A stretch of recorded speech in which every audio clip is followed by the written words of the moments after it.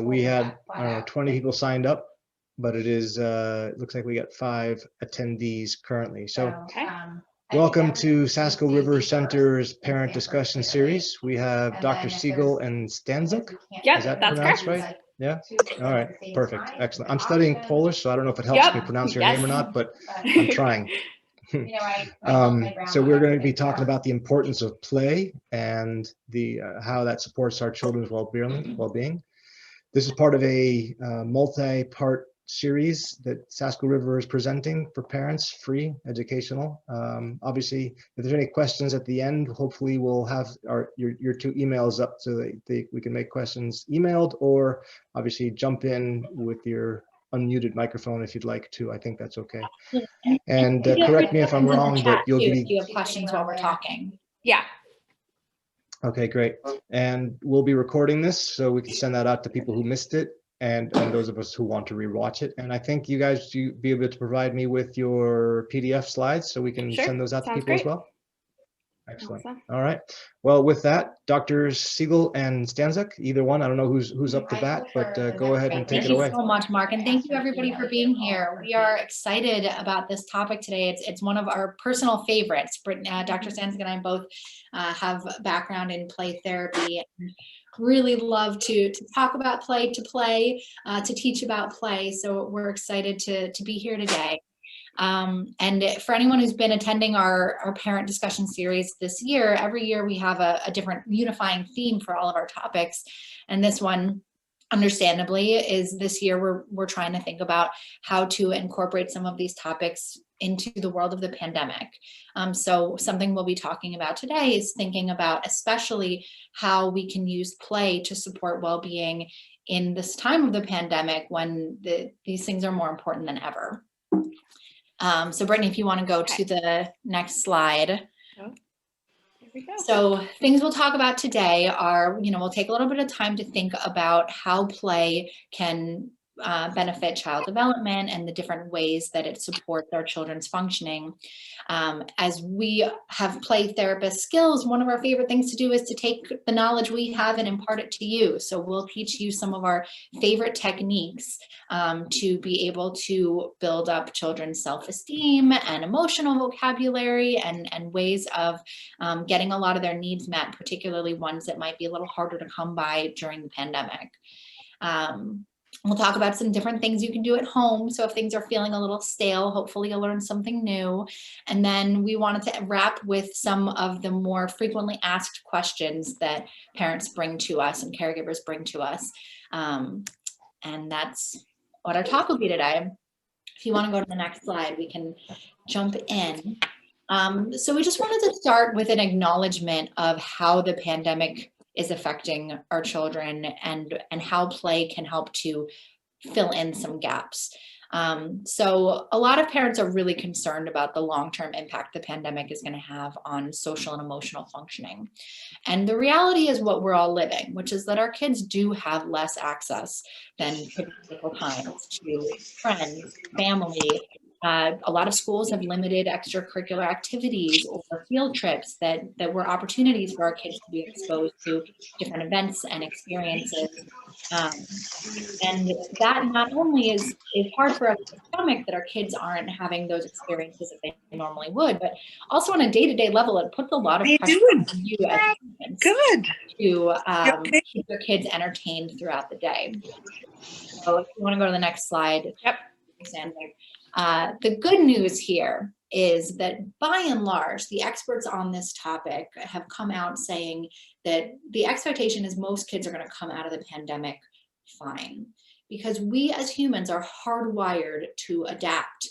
If you think about how quickly we all changed our entire lifestyle when the pandemic started, to suddenly wearing masks everywhere and distancing and working from home, certainly it hasn't been easy, but we as humans are built to be able to do what we need to do to survive. So that is what our kids are showing us that they're doing, and that's what they're going to continue to do. They are going to continue to adapt. So most kids are going to come out of this fine. But parents are noticing and they're concerned about some of the ways that they're seeing some gaps or things that feel like they're falling behind.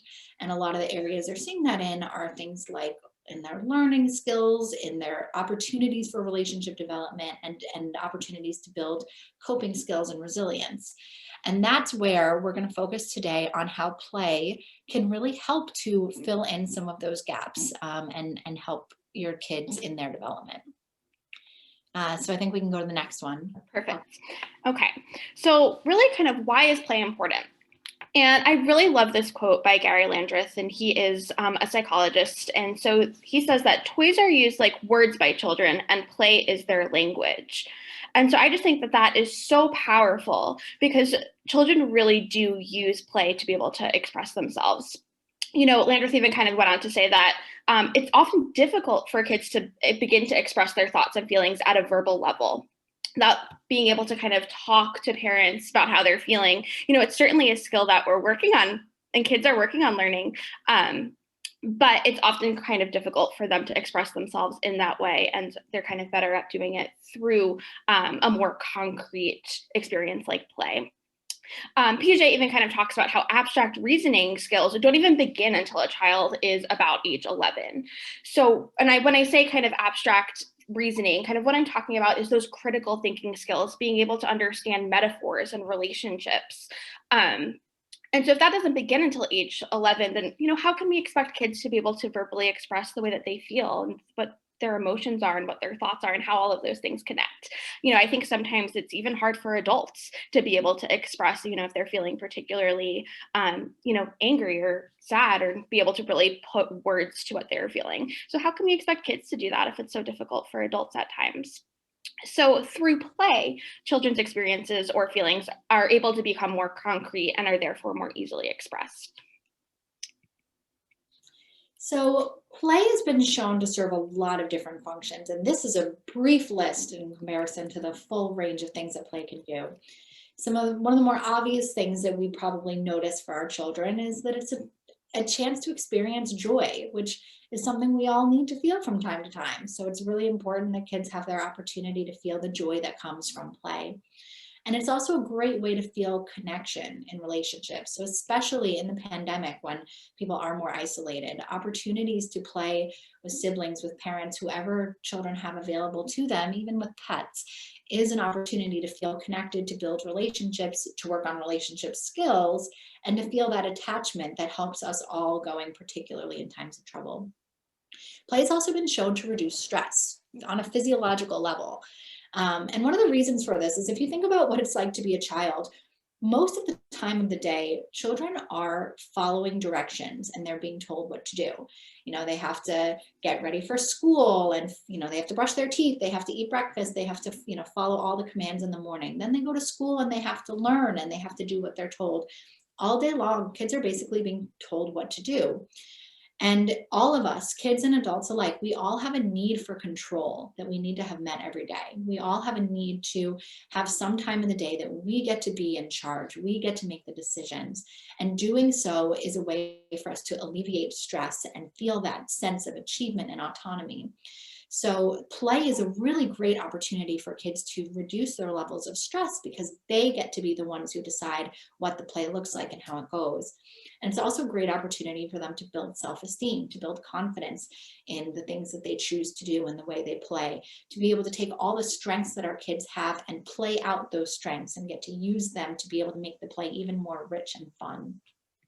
It's also a great way for kids to learn about fostering creativity. If you've ever seen your kids in imaginative play or even in more concrete play where they might take an object and use it in an unexpected way or discover ways that they can expand their environment just by changing the way that they interact with an object or with another person. There are a lot of skills that play really helps to build, from all the way from fine motor skills. If you think about building with Legos or blocks and how much sort of, you know, kids are working on the muscles and the fine tuning of what they're doing with their hands, to problem solving. There's a lot of times that conflicts come up in play, things don't work quite the way that a child expected them to, or maybe someone else doesn't want to play the way that they want to play, and they are faced with opportunities to practice how to resolve those problems, how to think in a different way, how to communicate more effectively, how to compromise. So a lot of really important skill building that may have come also from opportunities that are more limited by the pandemic come through play. Play is also a great place for children to try out different roles. So you might notice kids one day will want to play teacher, one day they'll want to play student, one day they'll be mommy, one day they'll be baby, one day they might play really kindly and lovingly, and one day they might be really aggressive or even seem kind of rude. And what's happening is that kids are trying out different things that they're seeing in their own environments, and they're seeing what it feels like to put on that hat. And they're doing it in a low stakes environment. In play, there aren't really serious consequences. So it's their chance to try out different parts of their personalities or things that they're seeing in a safe environment. So sometimes parents get a little worried when they see kids trying out different hats that don't feel the most appropriate, and they have an urge to jump in. But we encourage you to let your kids play it out and see what it's like, because some of it is also just kind of seeing what it feels like and them naturally discovering the things that feel more or less effective for them. And one of the most heavily research-based functions of play is actually the role that it plays in helping kids process their emotions, that they can really discharge a lot of anxiety or anger in their play, which we'll talk about more later, but just keep in mind, play is a really great place for kids to work through any kind of difficult emotions. All right, we can go to the next slide. Perfect.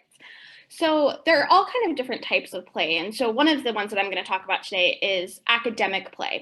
So this is really kind of a more skills-based type of play, where, you kind of see it more so with younger kids or even some older kids if you're reviewing skills with them, but really kind of focused on helping kids learn things like their colors, numbers, shapes, sizes, all of those different sorts of things. So kind of you can introduce these topics through play. So for example, if a child is playing with cars, you can say something along the lines of like, oh, I see that you have a red car and a blue car, to really kind of emphasize, within play, colors. And you can kind of do the same things with sizes, like, oh, but this doll is bigger than this doll. Things of that nature, just kind of start to introduce some of these concepts in a more fun and engaging way. You're really kind of meeting the child on their level where they're at without kind of sitting them down, and showing them a color chart. You're kind of being able to do this within their environment and within their play. Academic play can also include kind of starting to help praise your child for working hard, concentrating, for showing patience and that persistence and trying again. So you can say this something along the lines of like, wow, I can see that you were working so hard to figure out this puzzle. Phrases like that can really boost a child's confidence and, help the child see that you're there with them. You're acknowledging them, that they're, behaving in a way that you want to see. You can also praise other behaviors, such as listening and following directions. So you can say like, wow, you're doing a great job of following directions, of listening to me. Okay. Another type of play that I'm going to talk about today is child-directed play. So this is really where you're taking the opportunities to follow your child's lead. And I think that we say this quite often in play therapy. And it might be a little bit kind of confusing for parents. Like, what does it mean to really follow your child's lead? And it's kind of like exactly what it sounds like. Like, this is really a time where your child can be in charge, kind of like Caroline was saying before, really giving them that opportunity to kind of try on different hats, and just allowing them the space to do so. Also kind of following your child's pace and really giving them time. Sometimes it takes kids a little bit longer to, decide what they want to do or decide what's going to happen next in their play or in their story that they're creating. So really giving them that time. And I know that it can be hard sometimes for parents. We have busy lives. And so to really have that time to sit down with your child, while they're maybe not moving at a pace that you'd prefer. And child-directed play, you also kind of want to avoid competition or games about like winning or losing. you really don't need to focus on the correct way to play a game or games with specific rules. This is really an opportunity for a child to explore and kind of try out different rules. And, sometimes that can be really frustrating for others when, your child's playing a game and all of a sudden they kind of change the rules. I think kind of as adults, it's sometimes hard to, we're more kind of like focused or kind of think that there's a certain way to do things, and kids don't necessarily feel that. So this is really an opportunity for them to, really try and, kind of change the game a bit, and that's okay. Child-directed play is also a time where you can model cooperation by doing what your child asks. Kind of like Caroline was saying, like it's really a place for kids to be able to, they just don't have that control in other areas of their life. So this is one of the places where they can have some control. So if your child wants you to be the student and they be the teacher, that's okay. In this type of play, you want to make comments instead of asking questions. Let this child kind of figure out what to do next and kind of what the next part of the narrative is going to be. Also time to kind of support your child's creativity, really be present with them in that moment, and like try to have fun. Oh, that's me. There's also no right or wrong way to play, because kids need both this academic-based play and non-directed play. They really want to have that kind of the opportunity for both. It's also important for kids to be able to engage in both what we call upregulation activities. So these are things like running or dancing, or you can kind of see in the picture, playing sports, playing soccer, really kind of get their bodies moving, versus downregulation activities. And that's things like puzzles and reading. So these are things, downregulation activities you typically see kind of before bedtime is a really great time to show those. But it's important for kids to have opportunities to kind of do both of these different things.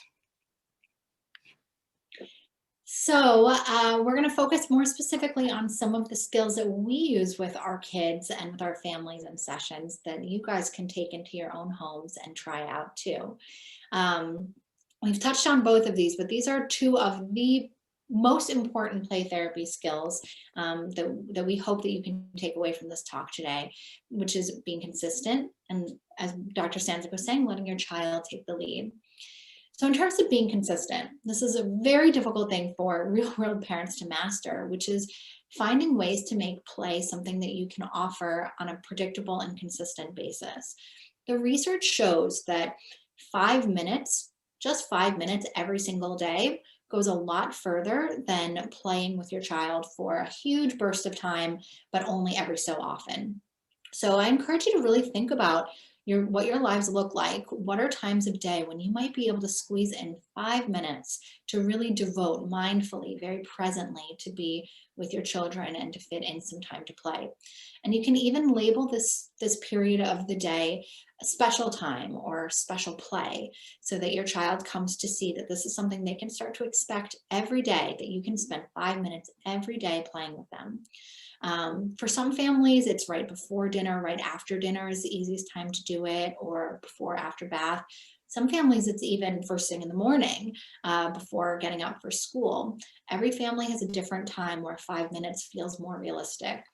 But I encourage you to think about whether you can find those 5 minutes every day versus holding off and waiting for a weekend where you might have 2 whole hours to play, because that is going to give you more opportunities for your kids to get these positive benefits of playing with you on a more regular basis. And then, as Dr. Stanzik was saying, letting your child take the lead and having their need for control met is a really, really helpful part of the play. You can go to the next slide. So in that special play time, here are some of the specific skills we like to teach and coach caregivers to use. So one, as Dr. Stanzik mentioned before, is using praise, really specific, what we call labeled praise for any positive behavior that you see, especially if it's something that you know that your child might be having trouble with and there's something they're working on. Like if you have a child who has a hard time coping with frustration, anytime you see them trying to work through something, if you notice they're working on a tower and it's not coming together quite well, giving them positive feedback of, I love how calm you're staying right now, and you're really sticking with this. I'm so proud of you for trying to build this tower.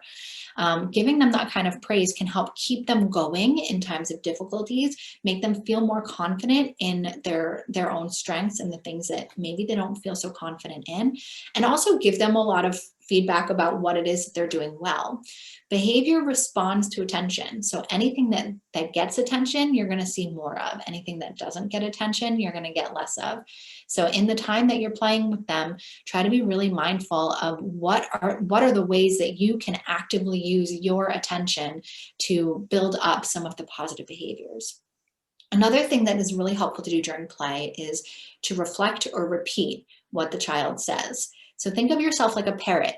If your child says, I'm building a zoo, you can say, oh, you're building a zoo. If your child says, I am gonna wind the train all the way around the tracks, you can say, oh, you're winding the train all the way around the tracks. Whatever they say, you repeat back.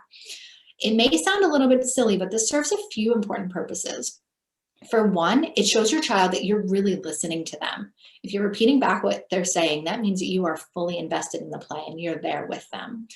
It also forces you to really listen to them. It's hard for us to stay really present in the play when we have a million things on our mind.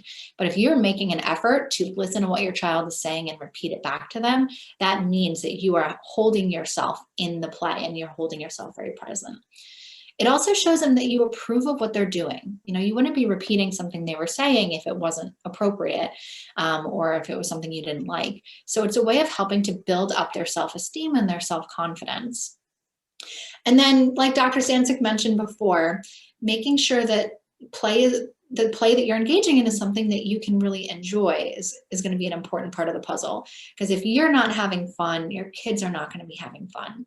So as much as we keep repeating the idea of letting your kids take the lead, what I recommend doing is make sure that the activities available to them when you're going to be playing with them are things that you can tolerate. So you might pick 2 or 3 activities that you know that you can have an okay time with. Sometimes if you have something that you absolutely hate, like I've worked with a parent who couldn't stand the feeling of sidewalk chalk in their fingers, and their kids love to play with sidewalk chalk.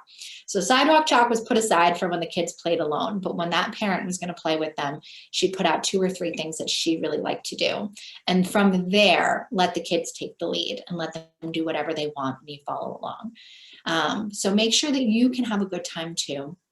And then just do whatever they're doing. If they're playing with trains, you play with trains. If they're making bookmarks out of paper, you make bookmarks out of paper. Even if they're doing something that feels unusual or odd, or they're using a playing card as a hat, or they're doing something unexpected. One of the things parents often say to me is, my parents didn't really play with me when I was little. I don't really know a lot about play, so I'm honestly not sure how to play with a kid who's my child's age. And the answer is you have the expert sitting right in front of you. Your child knows better than anyone how to play with them. So if you follow their lead and you do what they're doing, you're going to be playing with them at exactly the right level. We can go to the next slide.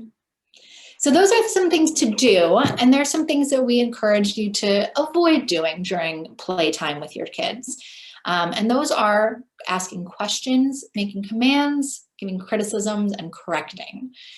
So the questions one I'm going to come back to in a second because some parents have a hard time wrapping their head around that. But commands, if you think about a child's day, they're constantly being given commands. The average parent gives a command once every minute. So within an hour, there are 60 times that your child is being told what to do. And every time they're being told what to do, there's a chance that they might not do it. So there's a chance for there to be some kind of conflict or fight, or for you to be disappointed, or for them to be upset every single minute, which is a lot of pressure on them, a lot of pressure on you, and a lot of pressure on the relationship. So the nice thing about playtime is it gets to be a conflict-free zone. So we keep commands out of the picture as much as possible so that your kids can be in control. They're leading the play, and there doesn't have to be any risk that there's going to be any kind of falling out or tension between you. And that's part of where questions come into play, because questions in a way are often commands in disguise. If you ask your child, which one is the red car? It's almost like you're obligating them to respond. And if they don't, then there might be tension or awkwardness or friction. So it's one reason that we try to keep questions to a minimum. Questions can also kind of take the lead of the play by suggesting a direction. And so in the spirit of letting your kids take the lead, we try to keep ourselves as we are the followers and they are in charge. So if there's ever a time, as Dr. Stancic mentioned before, sometimes you might want to ask a question and you can make a comment instead. So one of my favorite phrases to do that is to say, I wonder. So instead of saying, what are you building now? You can say, I wonder what you're building. And then if they answer you, great. And if they don't, no big deal. So hold that phrase in mind, I wonder. Criticism is something that, our goal is to help increase self-esteem, and criticism is something that decreases self-esteem. And then sometimes in play, there are these beautiful moments that come up that make us want to teach our kids something. We feel like here's a great opportunity to teach them, to help them learn something new. And the problem is that takes the lead away. So whenever you have that urge to turn something into a teaching moment, which is great for your kids to have at different times of the day, I promise you that opportunity will come up at a different time. Let's keep play as the child-directed space where they get to be in the lead. So these are things that we want to try to keep to a minimum if possible. Next slide. So some specific activities that you can do. So we wanted to start by thinking about activities to help with emotional development, because you as a parent can play a really important role in helping your kids learn how to talk about, understand, and experience emotions, both in themselves and understanding emotions in others. So one way that you can support their emotional development through play is by being really mindful of feelings vocabulary, of helping them build their literacy, their understanding of feelings words, so that they're more able to use words to talk about their feelings. So what you can do is you can label emotions anytime they come up in play. If you notice what you're feeling, you can say something like, I'm so happy that we get to play together today, or I'm really excited that we have a new game that we're going to play, or I'm feeling so frustrated that our tower didn't work out. You can label what you're feeling. If you notice what they're feeling, you can do the same. You can say, I get the feeling that you're sad that we forgot to play yesterday. And that can help teach them the words that they can then use to talk about their own feelings. If you want to take it further, one of our favorite games as play therapists is feeling charades. So this is a really explicit way to teach kids about feelings by having everybody take a feelings word. So here's a sample word bank that you can print and cut out these words, and everybody takes turns, just like in charades, acting out the feeling. And you can build on it by whatever your child is acting out. You can describe what it is that you're seeing. So you can say, okay, I'm seeing that you are putting on a frowny face. You're pretending to be crying. Your eyes are facing down. That looks like sad to me. I think you're acting out sad. And you can even build it further by anytime you act out an emotion, you can take turns talking about a time that you felt that emotion.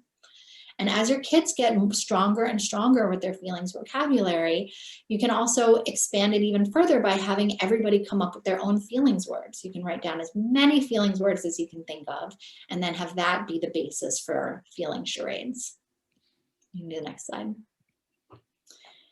So more general activities that you can incorporate at home. So in line with Dr. Stancic's comments about more child-directed play, this being a space for free play, for exploration, it helps to have a bunch of toys available that don't have any kind of set rules associated with them. So it could be things that are more focused on building and creating, things like blocks, Legos, magnet toys, things that are focused on creativity, like different arts and crafts projects, crayons, paints, whatever it is that you might have available. Things that offer opportunities to play out different roles, like dressing up as different characters, or using doctor's kits, or toy animals, or toy farms, or doll houses, and things like that. And I've even included here a website for those who like arts and crafts projects and maybe running out of ideas. This website here has a lot of really fun and clever activities of things you may have lying around the house, like how to use toilet paper rolls to make fireworks paintings and things like that. So I highly recommend checking them out if you're looking for a new activity. We can go to the next one. And then particularly for older kids who might be more interested in board games and activities that do have set rules, there's a lot of skill building that comes from activities, games you probably have lying around in your closet already. So when you're doing things like a set board game, there are rules to follow. So it's sort of practice for the real world of following societal expectations, following the rules. And there's also a lot of interpersonal practice that comes from having to take turns. Means you have to inhibit your impulse to want to jump in and keep going, and being able to manage frustrations as they come up. So I've picked a few games here that I think are really good examples of social learning skills that can come from playing the board games you already own. If anyone here has ever played the game Apples to Apples, that requires a lot of social thinking. The way Apples to Apples works is that everybody takes turns being the judge, and you get to pick whichever is your favorite card that everyone else has contributed. So to be successful at Apples to Apples, you have to be really good at perspective taking and thinking through, what is mom more likely to pick? What is dad more likely to pick? What is my sister more likely to pick? So it's a great way to help kids to reflect on what they know about other people and how they can use that to help them put themselves in someone else's shoes. Charades is another good example of social thinking skills that our most typical way that we communicate is using language. And when you're playing charades, you don't have language available to you. So you have to be pretty resourceful to think of what are nonverbal ways that you can communicate your point to someone in a way that they'll understand. So if you go through your closet, you'll find any of these games are ways for kids to think about how to interact with another person, how to think from someone else's point of view, how to manage frustrations as they come up. Who here has ever played a game of Sorry or Trouble where you're almost about to win and somebody knocks you back to start right at the end? That's a way for us to cope with frustration and to be able to resolve the conflict with the other person. You know, how do you end the game by shaking hands and saying good game rather than getting so upset that you cut that person out of your lives altogether? So these games have a lot of skill building that naturally come with them. Even poker. Poker is another one where you really have to think about, you know, how to read somebody else's emotions to be successful. How can you tell if someone is bluffing or what their next move is going to be? So any of these games, there's a lot of ways that it's actually really helping to support your kids' development. We can do the next one. And lastly, in thinking about COVID specifically, one of the things that's really challenging about COVID is it's something that it's so big and so out of our control. And a lot of kids have a hard time grappling with the fact that it may not be quite as an immediate threat to them as it is to other people. And it might feel really unfair to them that they don't get to do the things that they used to do or want to do, because it's hard to understand why we are all distancing and keeping, you know, staying at home more often. So one thing that can really help is to think about projects or activities that are more focused on the community, more focused on the world outside of, you know, each individual child, to help them be able to see the larger purpose, that we're all doing this so that we can protect the people who are at higher risk, the people who may be older or medically compromised. And so some activities that can help them to be able to hold those people in mind and see that they are really playing a huge part in protecting the greater community are things like delivering food to senior citizens, or, you know, doing different kinds of tasks or chores or errands for people who may have a hard time doing it themselves. Becoming pen pals or making care packages for people that they care about, or ways to stay connected. One of my favorite things is I've noticed a lot of neighborhoods are kind of banding together to create activities such as putting a teddy bear in your window, or decorating hearts or flowers to hang in the window, so that every family, when they go for a walk, can play a scavenger hunt game of seeing how many of them they can find. I was walking around just yesterday and I saw somebody had a rainbow that they had hidden in a window kind of off in the corner, and I hadn't noticed it before. And it was so exciting to see that there was the rainbow in the window, and it made me feel connected to these neighbors, even though they weren't people that I know. And that is sort of the be all and end all of what we want our kids to understand, is that we're doing this for something that's so much bigger than ourselves. And what a lovely and selfless way to be able to support other people. Okay. Okay. So now we're going to kind of move into, some of our special interest topics and really kind of talking about, in this slide, kind of how anxiety comes out kind of in play. So kind of going back to the theme that I had mentioned before, that play is a child's language. So if this is their way of expressing themselves, it makes sense that they would express things like fear or worry through play. So really, what does this look like? So for some kids, this can be very repetitive play, kind of doing the same activity kind of over and over, or doing the same things with their dolls over and over, kind of, things like that. So sometimes it's that a child is trying to achieve mastery and kind of really make sense of kind of what's going on for them. But sometimes this can be kind of concerning for parents to see. They might feel worried, why is my child playing the same thing over and over again?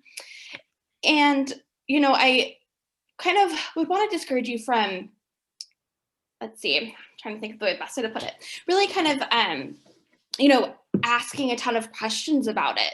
And really, sometimes parents really want to be reassuring and say like, oh, why are you doing this all over and over again?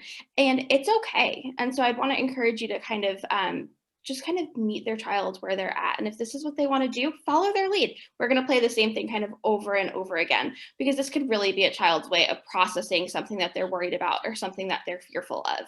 This is kind of their way of making sense of their world. So I have an example, from a child that I work with and kind of, several years ago. And something that I think we see pretty frequently today, kind of with COVID and some of these doctor concerns and, a general sense of kids that are fearful of going to doctors and the way that something like this could play out in a play theme. So, for example, this could be a child who is playing with a doctor's doll and a doctor's kit and a child doll. And kind of in this play, what the child would repeatedly do is every time the doctor came near the child doll, the child would pretend that the child doll was screaming and was very distressed. And this was very repetitive. So, for parents, that can be really hard to watch. And you want to be reassuring, like, oh, it's okay. Like, doctors are okay. Doctors keep you safe.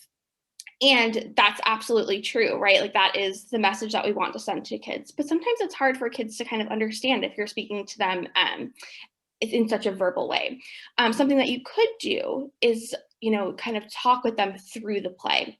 So in that example, kind of what the parent had done was add in a parent doll to represent, themselves perhaps.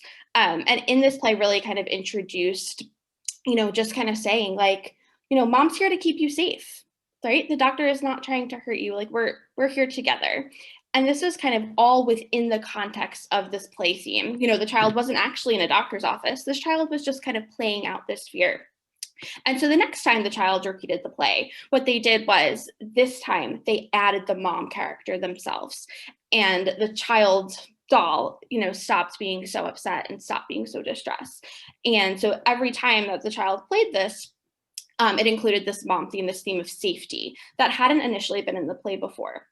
And so that is just kind of an example of how when we talk to our children through play, it can make a difference. And eventually, kind of as the child felt more comfortable with this and felt more safe, that play actually stopped. And the child didn't always want to play the doctors anymore. So that is something that you can sometimes see in play. I think an important take home there is that, if you see a play theme repeating, that it's okay, that it's a healthy way that the child is working through that anxiety. Right. And that when they are ready, when they have kind of played it out to its completion, it will naturally go away. So we encourage you to jump right in there with them, share in the emotion with them until they are ready to move on, and they will play in that direction. Yeah. So the last thing we wanted to cover is what to do when things go wrong.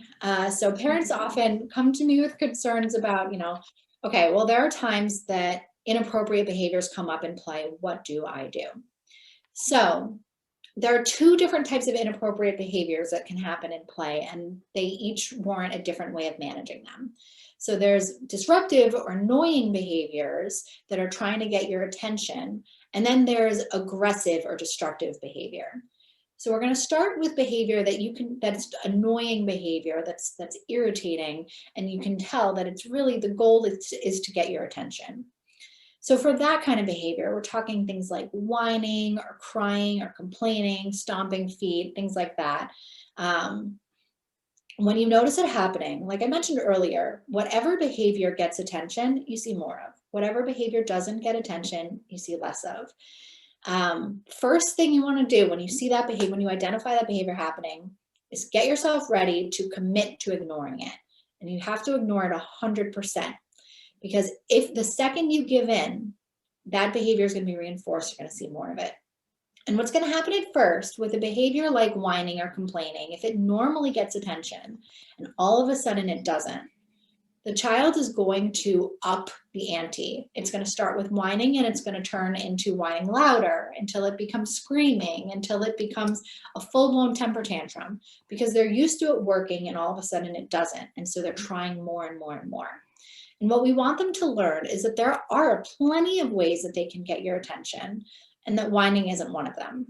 So if you're going to try this out, if you're going to work on ignoring irritating behavior, make sure that you can commit to it 100%. That means no attention at all, not even a shrug, an eye roll, any kind of angry look on your face. That is attention in and of itself.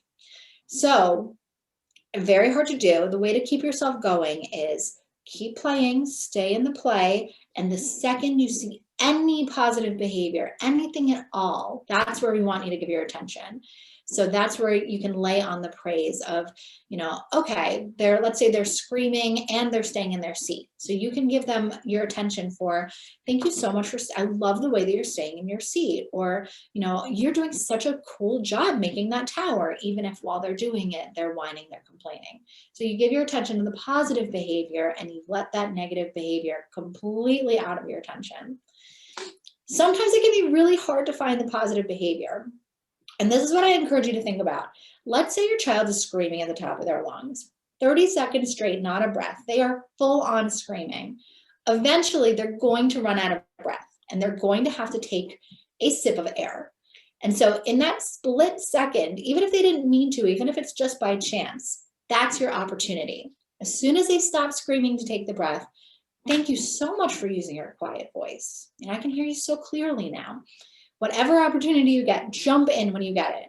They may go right back to screaming, you go right back to ignoring, and the next time they take a breath, I love that you're using your inside voice. Thank you for speaking quieter. And eventually, if you can really stick with it and persist, they will learn that the whining and the yelling didn't work. But when they were able to speak with you respectfully, that got all of your attention. Let's go to the next one.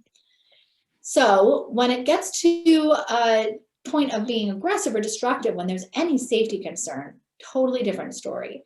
So that can't happen for a lot of, that is a safety concern if anything ever gets physical. So when that happens, it is fair to end the play session. And in as best you can, your calm and neutral voice, you can explain, playtime is over today because you hit me. Playtime is over today because you broke the toy. We will play again tomorrow. And I have this underlined because the important thing for your kid to be able to know is that play is consistent, that play is not contingent on their behavior. They will get the opportunity tomorrow to try again. And that's showing them that you believe that they can behave in a more appropriate way and that this punishment is not absolute. But it is for today because it wasn't safe. And so that's when you have everybody separate or go to a safe space until things kind of calm down. And what I encourage you to do is, once this happens, if it happens, make sure to give a lot of special attention to any positive behaviors for the rest of the day so that your kid will start to really absorb that they can get your positive attention, your affection, your positive regard for the things that they do that are more appropriate. Even if it's not fully appropriate, but you see that they're trying and making an effort. Give them as much positive behavior, as much positive reinforcement and feedback as you can. This also helps them be able to see that, they are not going to be punished forever for having a slip up. If they're aggressive in the moment, they had their punishment, that playtime ended. But if you can recover, if you can then still feel positive and engage with them warmly, it'll help them feel like they can recover the relationship and they can be interpersonally connected to you again. And most importantly, if that happens, if you have to end a play session early, really, really work hard to make sure that you have an opportunity to play again tomorrow so that they can try again. So I believe that's the end of, yes, that is the end of what we have prepared. Thank you so much for being here and listening, and we'd love to take the rest of our time today. If anybody has any questions, feel free to either turn off your mute and jump right in, or if you're more comfortable typing into chat.